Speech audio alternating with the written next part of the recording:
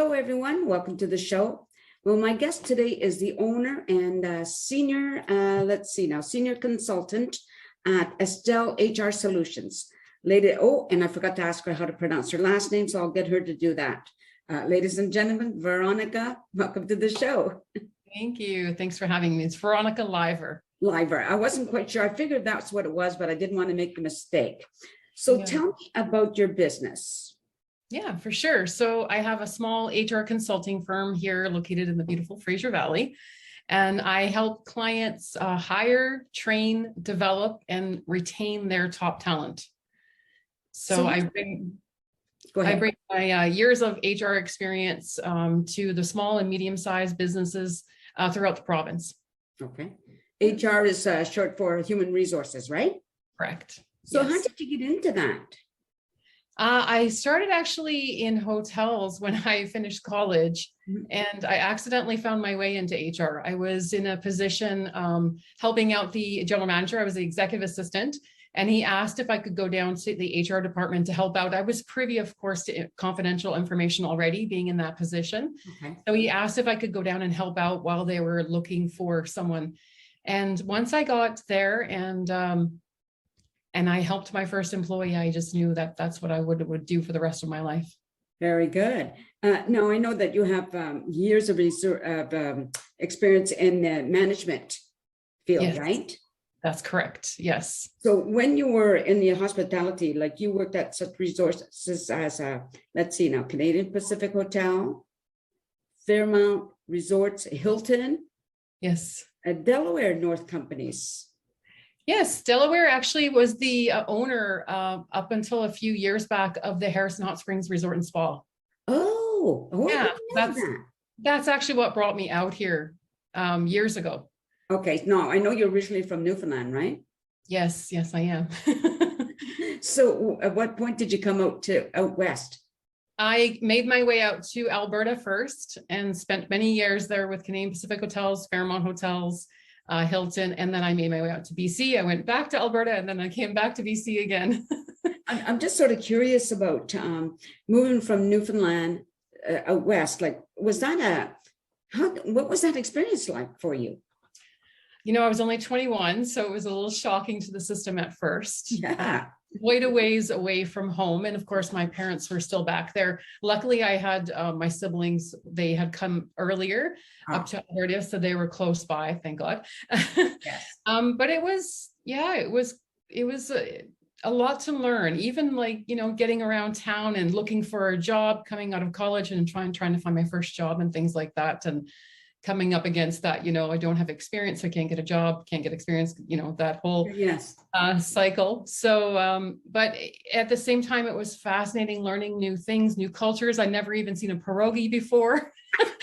And of course, Ukrainian culture is huge in Alberta. And so so many things to learn, and it was an exciting time. Yeah, it kind of reminds me of that.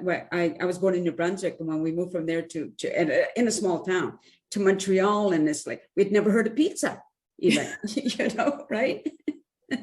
Yeah, so many different cultures, never been exposed, and it was wonderful. Yeah, I would often just kind of look at people because I was so excited just to see, you know, different things, and it was awesome. Yeah. I love that. It's kind of fun when you think about it. It's the way that a child would look at the world. Really, you know, and we kind of lose that often, right? Yeah, it's true. Okay, now, so let's get back to your work. Okay. Now you were involved with a lot of sort of board members or board of directors. Are you on any boards? I work with boards. I work for nonprofit, for-profit, in all sectors and all industries, which has been the best for me because I spent so much time in one industry. Now I get to branch out and experience a little bit of everything. So I work with boards and a lot of the general managers or owners of that level. Yeah. So is your work mainly by referral? Is that how you get to work with people, with businesses? Quite often, yes. The majority of business is based on referrals. Right. And of course, I have to ask the question that everybody asks, like with COVID, how did that change things for you? And if so, was it a dramatic change? It was for about a month or so. It got a little quiet, and then it actually ended up getting busier. Oh, great. Yeah, because where there's employees involved, there was a lot of questions around employees and what to do and what to do with the future. And that's what a lot of people, a lot of organizations are going through right now. It's okay, now what? Now we've been through this storm, and we're still, still lots to be expected. So, but now what? Right. Sure, yeah. Yeah, people are realizing that they don't just have employees in front of them or workers, they have humans that have been through a lot. So give me an example of like, okay, so somebody hires you, a business, sorry, I just realized I talk with my hands all the time. Anyway, a business hires you, so you go in there and you're helping them, as you said, retain their employees, their resources, right, their talent. Correct. So give me an example of how that would work.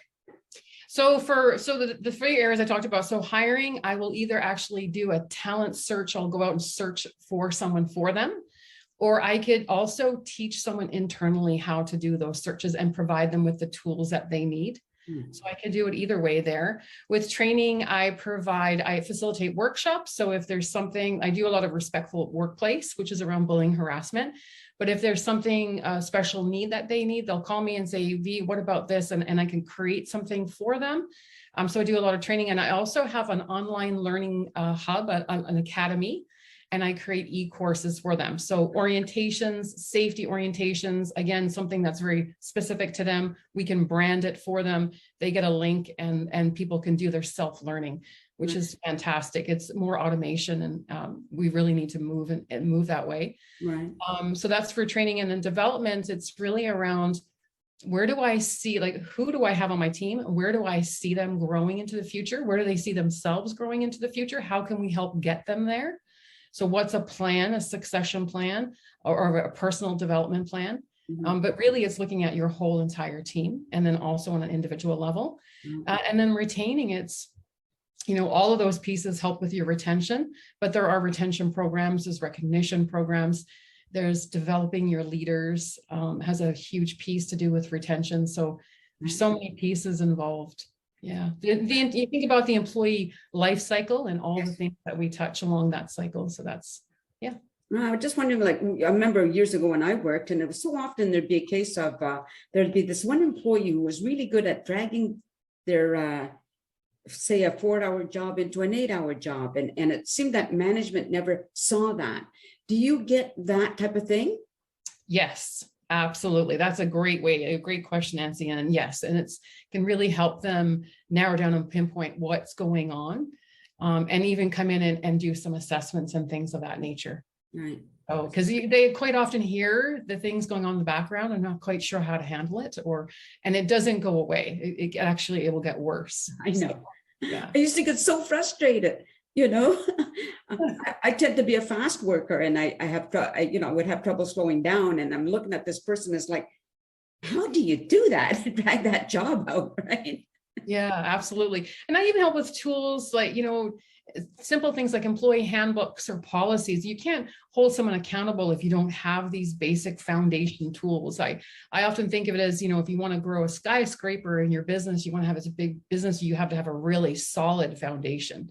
So you need to have these things in place. Yeah, for sure. Now, do you find that for employees that if they treat their employees, for the employer, if they treat their employees better, they get a better response from them? 100%. Yes, I am a true believer. You focus on your employees, you treat them well, treat them with caring and with respect. That is definitely the one thing that employees want the most, is they just want to be treated with respect. Right. And that means something different to every person. So you need to find out what that means to that individual. That's the most important piece. But yes, they will take care of your customers will take care of your bottom line at the end of the day. But really focusing on your employees can have a huge impact on your business. Have you ever had to recommend to, say, an employer that this person is not going to work out in that particular job that you want them to do? Yes. Yeah. I mean, sometimes you're not in the right seat on the right bus, but sometimes you're just on the right bus. So, and that's okay. It doesn't make you a bad person. It doesn't make the employer a bad person, but sometimes that's actually how, I found myself I'm reading a book right now called Claim Your Power, and they refer to something called the divine storm, where you're in a situation such as, do I stay or do I go? You know, you found yourself, I'm sure we've all found ourselves there. And at that time, you can recommit, renegotiate, or decommit. So I'm helping people navigate through that as well. I'm helping employers, you know, allow them to not have their employees get to that point. But I also enjoy working with employees as well, and helping them navigate if they do find themselves in that situation. Yeah. How would you get through to somebody who they believe they're really good at what they're doing, but they're not? That certainly can happen. And there's lots of different assessments out there that can help with those sorts of conversations, but they're delicate conversations. And a lot of times employers are not really willing to have them, and they kind of just sidestep around, you know, the elephant in the room, right? As so to speak. I'm not afraid to have the elephant in the room conversations. It's so important. Yes. Important. That's how you show respect. That's actually kind, not unkind. Unkind is not telling them. Yeah. Another situation where I've been involved in it, and this would be at a nonprofit, is where this one person did a job that she made it sound that nobody else could do it. And people kind of kowtowed to her a little bit, you know, and I never understood that. Like I suggested to that person that she teach somebody else how to do her job, just in case something were ever to happen to her. She didn't want to do that. Yeah. But everybody was afraid to rock the boat around her, you know. Oh my gosh, what are we going to do? Nobody else can do her job. Now, how do you get through to people like that? That's more of those. It really does take some one-on-one time and having some of those conversations, because it's really easy to point the finger externally, but sometimes you've got to turn it around and look internally. So that really does take quite a bit of one-on-one coaching, and having some hard conversations and some self-actualization. So, you know, you really have to reflect on giving them some questions to reflect on, and then sparking up some conversation. Right. Yeah. But I just never understood the other people's mindset. Like, why are you afraid to talk to that person? You know, again, she's just a person. Yeah. And anybody, I mean, okay, her job, maybe, you know, she has years of experience, no doubt about it. But there's not, we live in a world where you can contact, say, people like you, or all different ways to find out how to do a particular job. If you don't have anybody on hand that knows how to do it, there's ways to find that out, right? Absolutely. Yeah. Yeah. I guess it just goes back to people trying to they don't want to have the hard conversation. Yes. They don't know maybe how to have the conversation. They don't want it to go wrong. They don't want them to rush out, you know, storming out of the room. It's tough. I call them courageous conversations because it takes courage to have them. Yes. And sometimes you need another person in the room to help you. Maybe sometimes that person takes over that conversation. There's so many different ways to look at it. But when you're a leader, sometimes you need a little bit of mentoring yourself to get the courage to have that conversation. Yeah, I can see that. That's true. I'm not that person that knows how to have that kind of conversation. I'm aware of that in myself, but I just never understood.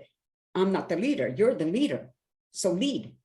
Exactly. If you can't figure out how to lead, ask somebody for that, you know, to help that, like you said, you know, ask somebody to teach you or mentor you on how to lead, right? Yes. We all need coaches, right? At times in our lives, we all need coaches. So that's what I can help them, is get them unstuck. Yeah. I also use the words demystify human resources, because people sometimes get a little confused as to what they think of HR as hiring and firing, but there's a whole bunch of stuff that happens in between. But one of them is exactly it, having these conversations and mentoring coaches to have courageous conversations. Right. Now, do you limit yourself on how many businesses or whatever it is that you deal with at any one particular time? Like, is it difficult for you to not, like, to say, no, I can't help you right now because I'm so busy with all these other businesses? Yeah, I've had to do it occasionally, but not too often. It really depends on the mix of work. And I also have some consultants that work with me that I can pass along projects to and things of that nature. So it just really depends on the mix of work that's going on. But very passionate about, especially working with leaders. There's so much opportunity there. I have a program coming out soon. It's called Leap into Leadership. So it's for those new, you're going from an employee to a supervisor or employee to a manager. You're expected to have these results, show these results, but you've never been taught how to do that. Mm, So I want to help those individuals with that leap. right.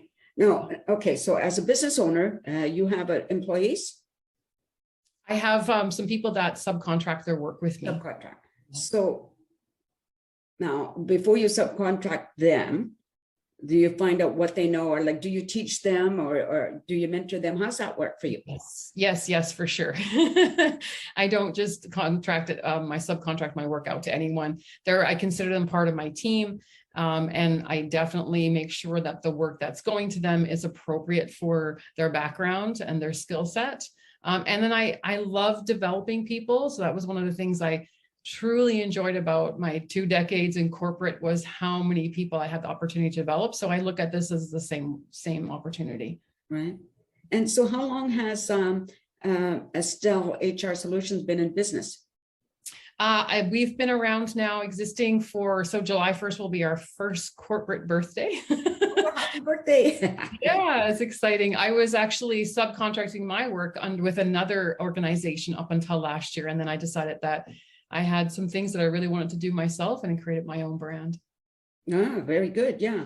Now you're talking, one of the things I want to talk about is, and you mentioned it, is improving workplace health and safety. Yes. So tell me a little bit about that. What do you mean by that? I love health and safety. I got involved in health and safety right from the get-go when I started working in hotels, because of course there's a lot of activity in hotels. You have to make sure your employees stay safe. So it's creating health and safety programs, and any employer that has more than 20 employees have a joint committee. Okay. So for some clients, I go in and mentor their committee. So I meet with them every single month, and then I help them build an actual program for the organization. I also help build safety orientations, which is what I'm really passionate about lately, is making so you create all these procedures, safe work procedures, you identify hazards, create safe work procedures, but then you need to make sure you actually train everyone to them. Yeah. So I have some clients that have like thousands of volunteers as an example. So they can do the self-learning with the self-paced e-course. Mm-hmm. Before they even come into the organization, before they even get started, they can already know how to stay safe, what hazards to be aware of, what risks are involved before they even hit the ground running. So yeah, very helpful. Yeah, for sure. Now, also, you're an ardent animal lover. Oh, yes, I have a cat and a dog. My cat was actually just scratching on the papers there beside me. Doing the cat thing, and that's fine. Yeah, And no, at one point when you were in Edmonton, you were volunteered with the Humane Society there, right? Yeah, the hotel that I was working with, we held an annual fundraiser each year. So they had Pets in the Park was their fundraiser, but we would come and join them, partner with them, and we would sell all the hamburgers and hot dogs and everything, and we would donate everything to the cause, of course. And I would walk my dog in it every year and raise money. So it was just so much. There's so many animals that need help. So yeah, for sure. It's interesting because I was an adult before I realized that I loved animals. Weird, maybe. Yeah, and it's amazing. I personally live alone, and after the last couple of years, I don't know what I would have done without them. Unfortunately, I live in a no pet building, which is too bad, because prior to that, I used to love dog sitting for people. So that was really cool. I really enjoyed that. Now you also, let's see now, you are an avid participant in the annual kidney run walk for the Kidney Foundation of Canada. Yes. My father's actually a kidney transplant recipient, mm-hmm. and I also have a kidney disease. So polycystic kidney disease is very important to our family, right? And yeah, it's affected so many people in our family. It's hereditary, of course, right. And it's very important cause to me. Right, and you're also a member of the proud member of the Rotary Club of Chilliwack. Yes, I sure am. I get all teary just thinking about it. Yes, I've been a member. Actually, it will be 5 years this month, and I'm also on the board. Okay. So Director of Public Image. And we were actually at the farmers market yesterday. We had a table set up. Oh, good. And climate change committee, and we were talking, telling the public more about that and how to become a member of the Rotary Club. Yeah. Did you find people were listening? Yes, when you start talking about climate change, people are very interested. Yeah. For sure. And, I find that right now people are looking at the world very differently after everything we've been through, and they want to give back. They want to pay it forward. They want to get more involved in the community. I think we realize how important community is more than ever. And the Rotary Club of Chilliwack is an amazing group. We meet on Fridays at lunchtime. And honestly, it's just such great people, amazing people. And the things we do for the community is outstanding. So. Okay, right. Now, anything else you got coming up? As if you have more time to do anything else? Yeah, we do have our book sale coming up. I think August 9th it is. It's a Saturday in August. So we're promoting that. And Chilliwack, I'm so proud of Chilliwack for the book sale, because they read, they give the books back. It's just one big revolving cycle. And I think it's something that the people of Chilliwack are very proud of. Yes. And speaking of Chilliwack in particular, first of all, how long have you been in Chilliwack? I actually live in Agassiz, but I've had property here since 2008, and I've lived here on and off. Okay. So, and I come here in 1995, and I'm sure you'll agree that the changes in Chilliwack, in a good way, have been tremendous. Yes. I've watched so much. And even since, from the beginning, since 2008 to now, it's remarkable how much it's changed. Yeah. And the more that I'm involved in Rotary, the more I get to know the community, the more I feel anchored. Oh, that's nice to hear that. Yeah. So do you get back to Newfoundland at all? Not very much. My parents and my immediate family is all in Alberta. So, but my parents just left for Newfoundland this morning. So who knows, maybe I'll make it out there over the summer. Someplace I would love to visit. One of my brothers been there, and he absolutely loved it. There's something about that type of community where you're far apart from your neighbors, but tight with your neighbors, right? Yeah, being an islander is a unique experience for sure. You rely very heavily on your community. Yeah. You can't make it without each other. Yeah. No, and that's a good spot to end it. Can't work without helping each other, people. So just thank you for doing this. I really appreciate it. Just stay on camera for a second. I just want to talk to everybody, and I hope you enjoyed learning a little bit about Veronica Lyver. There's a limited amount of time. There's so much more involved, but I will, I think do you have a website? I do. It's estellehrsolutions.ca. Okay. So I'll make sure people can see that, and they can check it out for themselves. And thank you everybody for watching the show. I hope you return and share and like, and especially subscribe, because if I get more subscribers, then I might be able to get sponsors, and then I might get paid. You never know. What a bonus. Anyway, take care everybody, and peace out. A sense of community, Chilliwack's a place to be. A sense of community where you're free. Rolling through the mountains, rolling through the valley, rolling through paradise with me. It's multicultural, you're sure to see it all. Chilliwack's the place to be, you'll see. Come party in the park, go dancing after dark. Chilliwack's the place to be, you'll see.